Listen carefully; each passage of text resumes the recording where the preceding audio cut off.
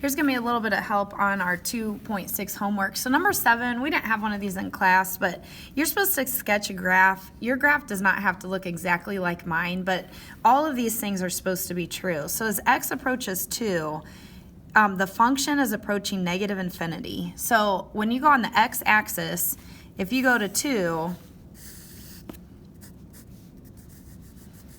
and you know the function's approaching negative infinity, it's got to be from the right and from the left. So that kind of tells us, all right, this function's going towards negative infinity here, and it's going towards negative infinity here. The limit as x approaches infinity is infinity. So as we're going on the x-axis towards infinity, this is going to keep growing.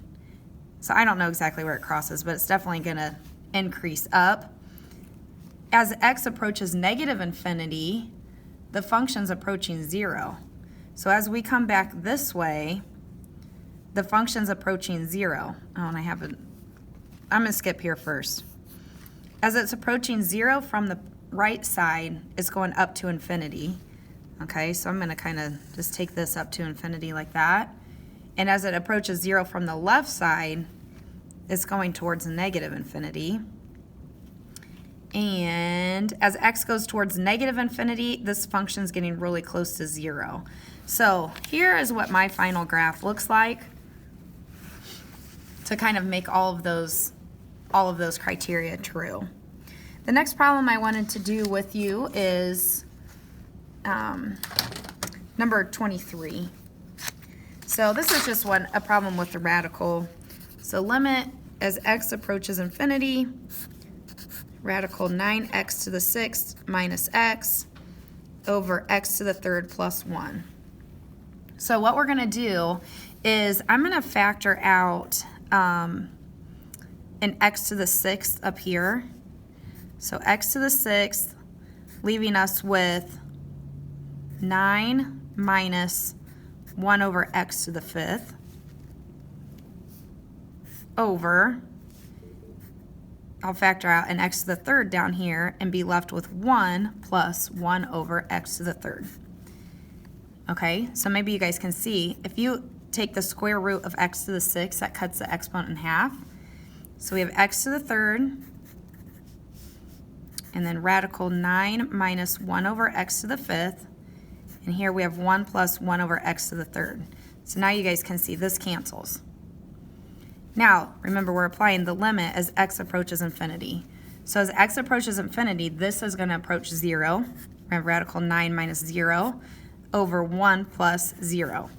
So this is going to be approaching radical 9 over 1, which is 3. So that was help with number 23. Okay, the next one I want to do with you guys is number 27. That's definitely a pain. So if you want to write it down as I'm writing it down.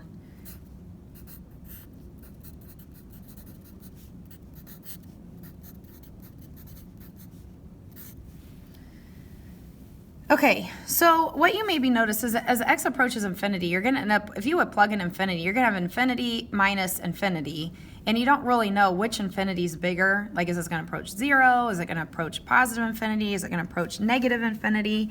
So what I've decided to do, is there more to this problem? This is 27. Sorry.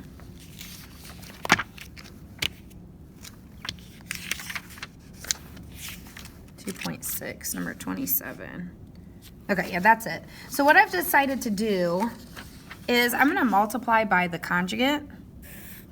So I'm going to rewrite this, but with a plus instead, like in between them. Now, whatever I do to the numerator, I need to do that to the denominator as well. So it's a lot to write, but this is going to accomplish something. So you agree this fraction right here is just 1. So you're allowed to multiply anything by 1. Okay, and I'm just going to put this over 1. So when we do the FOIL method, the outsides and insides are going to cancel. So the first terms is just going to become x squared plus ax without the radical. Minus the last term, make sure you put in parentheses, is going to be x squared plus bx. All of that over this denominator.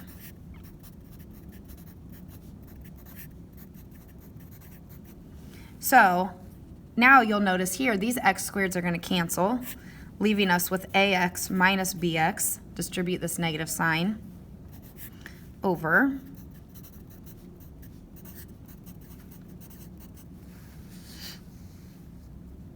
okay, so now we're trying to do the limit as x approaches infinity. So we're going to now factor out x's. So in the numerator, I'm going to factor out an x and get a minus b. And on the denominator, I'm going to factor out an x in the first radical, or an x squared, I apologize.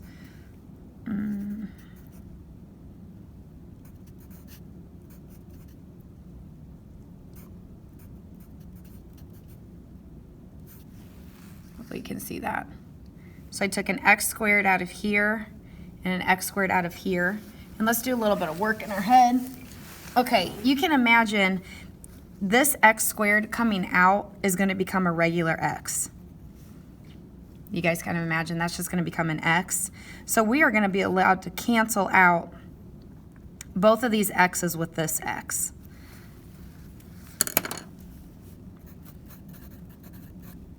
So in the denominator, this has just become a regular x outside. And so has this. So I could factor an x out and then have radical 1 plus a over x, that parenthesis, plus radical 1 plus b over x. And we're almost done. Cancel, and we're left with a minus b over, now what's the limit as this approaches infinity? This is going to be 0.